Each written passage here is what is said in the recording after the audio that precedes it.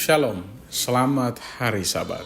Terpujilah Tuhan oleh karena kita boleh kembali mendengarkan firman Tuhan. Namun sebelumnya, mari berdoa.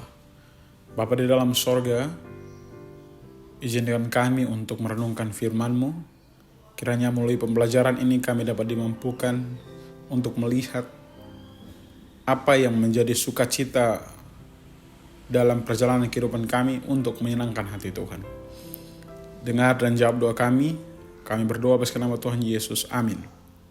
Firman Tuhan pada saat ini terdapat dalam kitab Imamat pasal 1 ayat yang ke-17. Dan ia harus mencabik burung itu pada pangkal sayapnya, tetapi tidak sampai terpisah. Lalu imam harus membakarnya di atas mezbah, di atas kayu yang sedang terbakar. Itulah korban bakaran, suatu korban api-apian yang baunya menyenangkan bagi Tuhan. Secara konteks, ketika kita mempelajari seluruh dari kitab Imamat pasal 1, ada 17 ayat di sana berbicara mengenai korban bakaran. Ketika seseorang berdosa, maka ia harus membawa korban itu, entah itu domba, dan bahkan ada juga burung, dan ada juga sembelihan yaitu binatang lembu yang harus dibawa ke dalam kemah suci. Mengapa demikian? Korban ini adalah sebagai bentuk di mana sebagai seorang ketika melakukan dosa, ia wajib membawa sebagai bentuk lambang pertobatan. Ketika dia sampai di dalam kemah suci, maka akan diterima oleh imam dan tangannya diletakkan di atas kepala hewan yang dibawa, sehingga itu sebagai bentuk mentransfer dosa itu ke dalam binatang, setelah itu disembelih. Nah, di ayat yang ke-17 ada burung merpati atau ada pun burung tekukur, ini yang harus dibawa. Dan ada syarat-syaratnya pun bahwa temboloknya dan bulu-bulunya harus disisihkan, dibuang ke samping mezbah sebelah timur ke tempat abu. Nah, setelah itu di ayat yang ke-17 muncul pernyataan bahwa harus dicabik burung itu pada pangkal sayapnya dan tidak sampai terpisah, dan imam harus membakar di mezbah. Nah, ada yang menarik di sini bahwa ada korban api-apian ini baunya menyenangkan bagi Tuhan. Ketika hal itu menyenangkan bagi Tuhan, maka disitulah letak pengampunan dosa itu.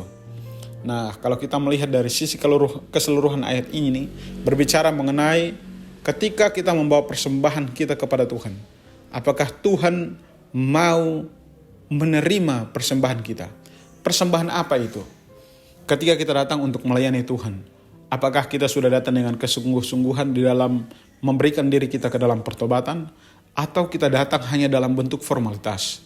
Di dalam setiap ibadah sepanjang Sabat ini, apakah kita hanya beribadah sebagai bentuk oleh karena formalitas? Orang tua saya berhari Sabat, jadi saya datang berhari Sabat. Bukan dengan maksud saya mencari Tuhan secara pribadi. Namun, di kitab Imamat pasal 1 ayat yang ke-17, korban api-apian itu dan baunya menyenangkan bagi Tuhan oleh karena mereka membawa itu dengan penuh sukacita. Pertanyaannya bagi kita, apakah kita mau membawa persembahan yang terbaik itu kepada Tuhan? Biarlah kita membawa yang terbaik bagi Tuhan. Terima kasih. Biarlah kita semua terus melakukan yang terbaik di dalam melayani Tuhan. Kita berdoa. Bapa di dalam sorga, terima kasih Tuhan oleh karena firman Tuhan yang kami boleh dengarkan bersama. Kiranya melalui pembelajaran ini kami dapat dimampukan untuk melihat dan membawa persembahan terbaik kami kepada Tuhan, dan kiranya Kristus yang kami tinggikan. Ketika Tuhan mencium bau harum persembahan yang kami bawa, pengampunan dapat menjadi bagian kami. Kami mau menyerahkan setiap kehidupan kami di dalam tangan kasih-Mu ya Bapa. Dan biarlah kami menghadapi minggu bekerja dengan penuh sukacita. Dan setiap kehidupan kami hanya untuk berfokus menyenangkan hati Tuhan. Terima kasih sudah mau mendengar doa kami. Kami serahkan kehidupan kami dalam tangan kasih-Mu. Kami berdoa atas nama Tuhan Yesus. Amin. Terima kasih. Tuhan memberkati.